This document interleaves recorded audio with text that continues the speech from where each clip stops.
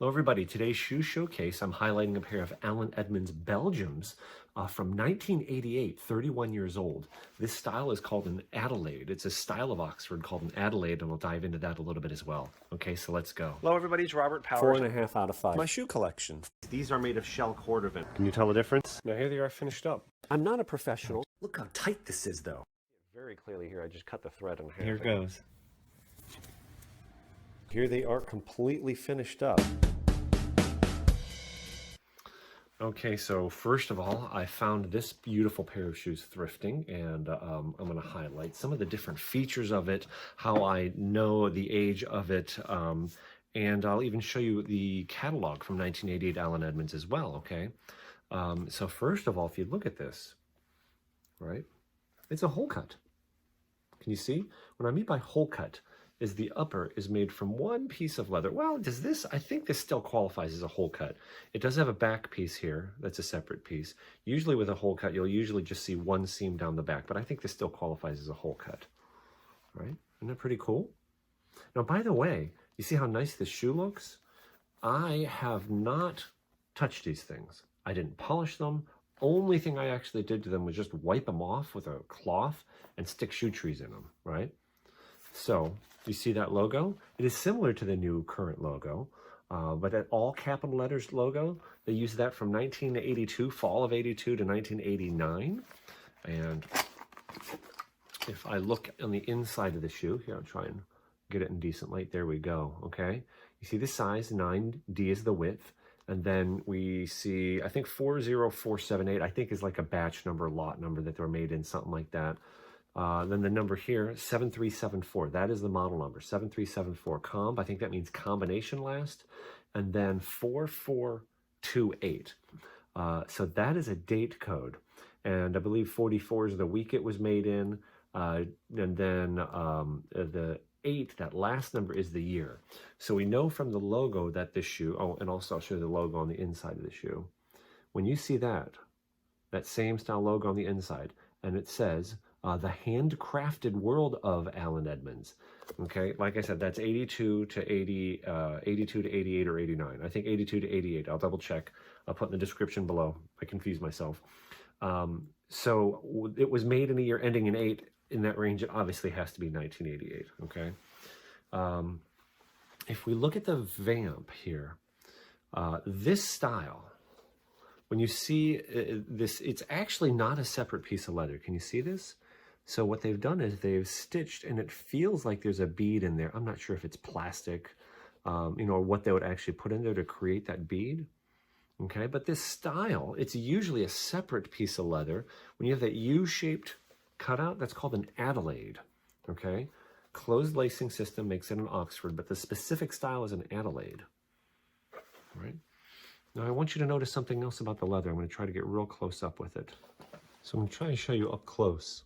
Can you see the leather? It looks a little bit plasticky, and if you look really close, look at this leather, the grain, I guess, the surface texture, compared to this. Can you see the difference? If I can maybe even show them side by side. This is a full grain leather on your right. You see the pores? Can you see the surface texture?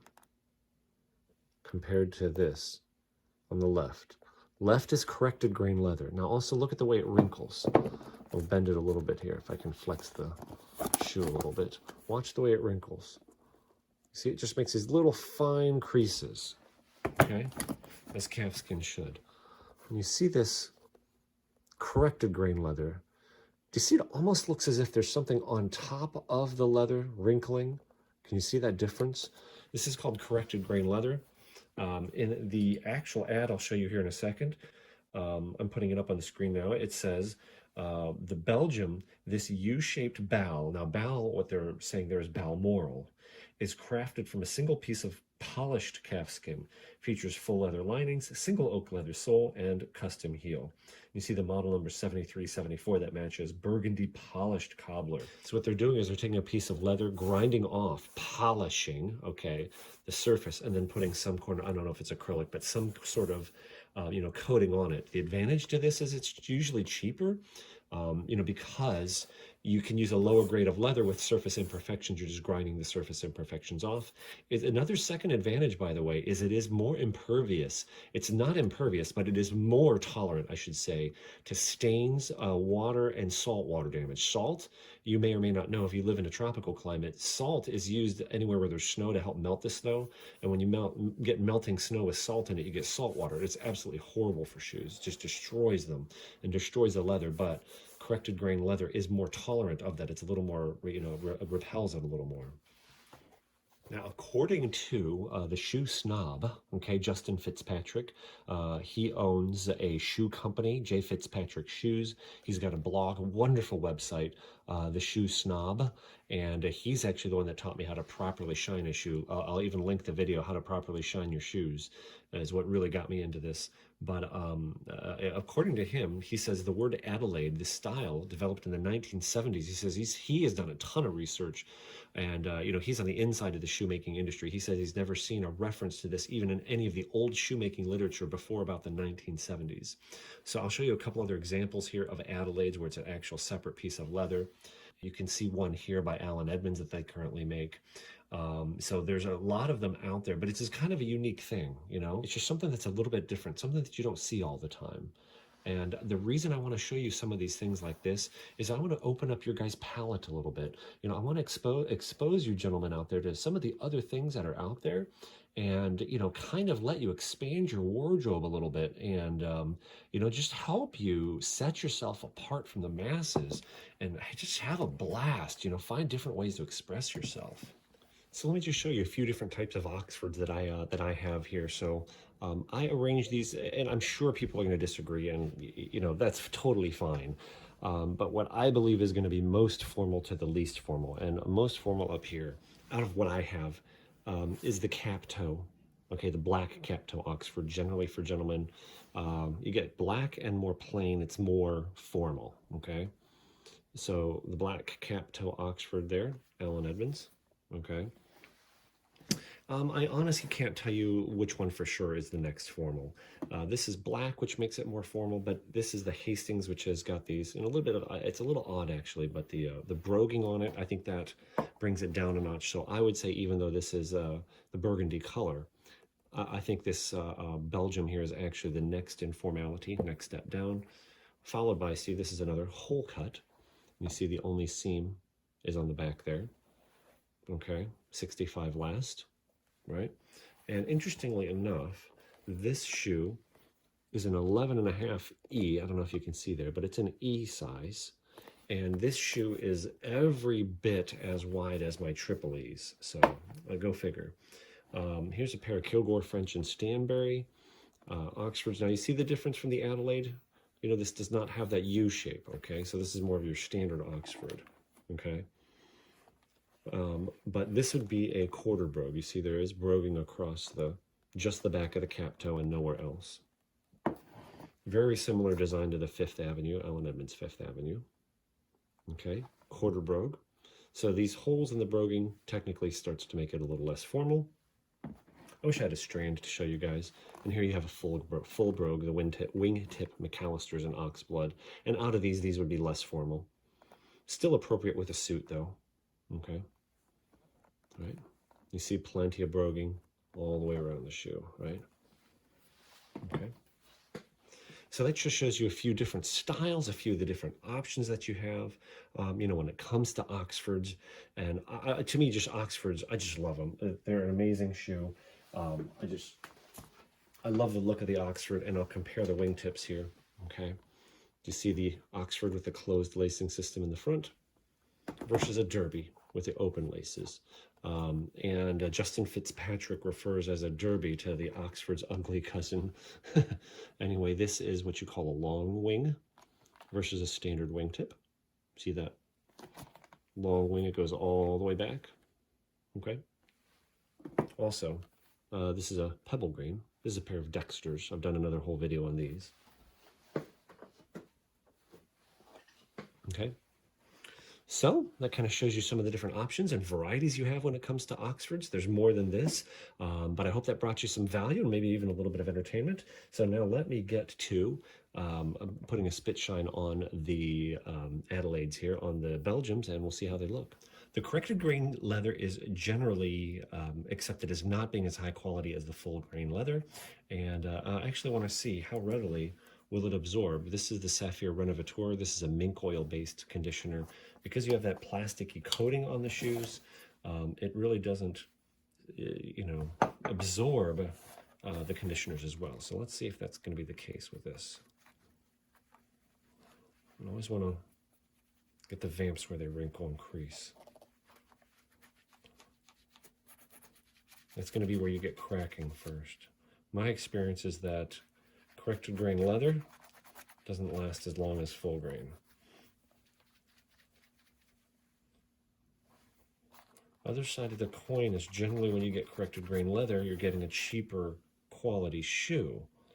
So is the corrected grain leather worse because it's corrected grain? Or is it just that you're comparing low quality corrected grain leather to high quality full grain? In other words, is there such a thing as high quality corrected grain? I don't think so.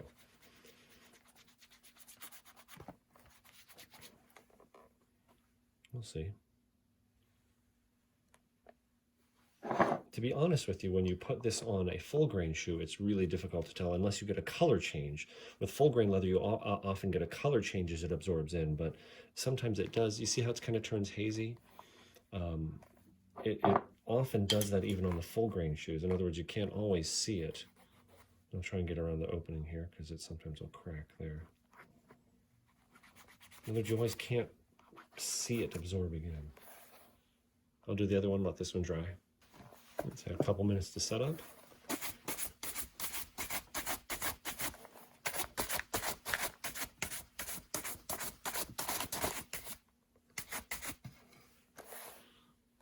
They already looked pretty good before. Evans, premium polish, oxblood. It's got a little sponge applicator. You just squeeze it until you get some up.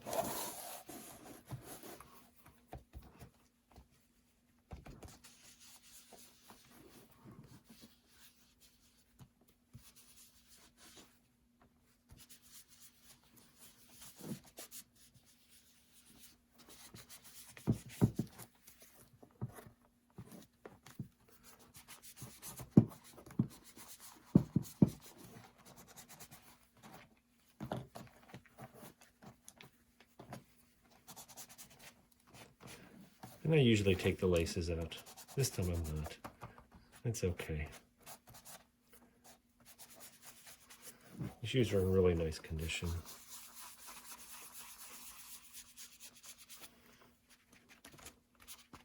Less stress on the shoe by not removing the laces.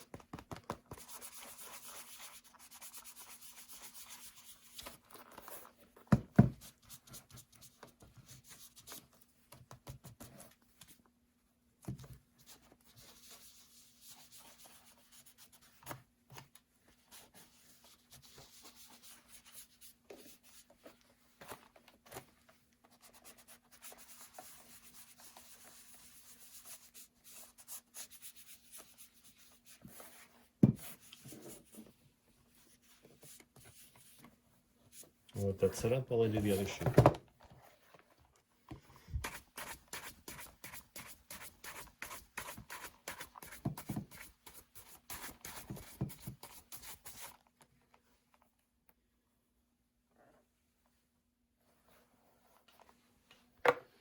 And on these, I'm going to go ahead and use the black mirror gloss.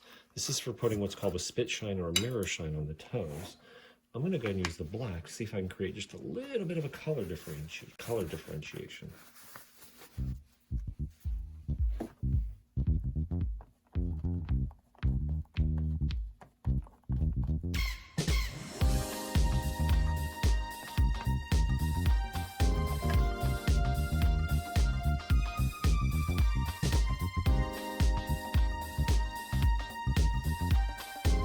Now this stuff will crack when you start to do a mirror shine. If you go and put it too much of it on, if you don't want to have it on thick past where the toe flexes. So for this first coat, I can go a little bit further back. But I'm basically going to blend it out where the vamp crease is. Remember, this is just the first coat.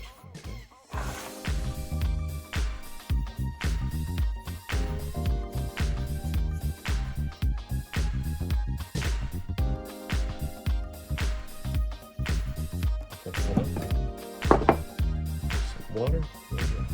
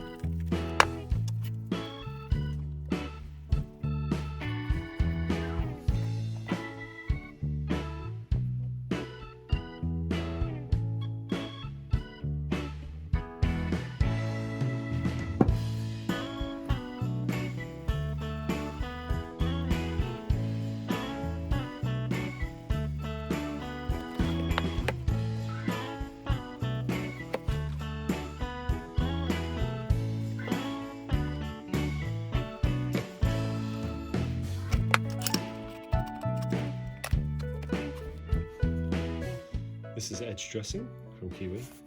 Have a little sponge in the cap.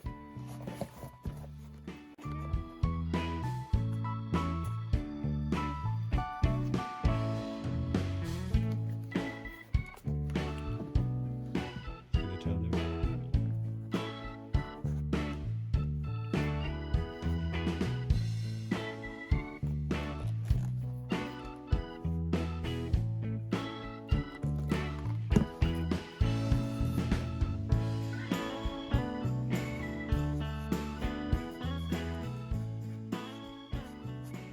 And here they are finished up.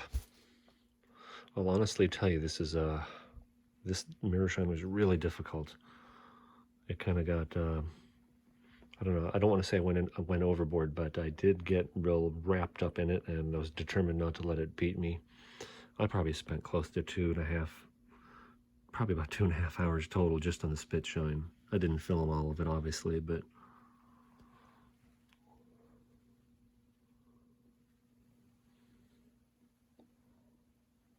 look at that, huh?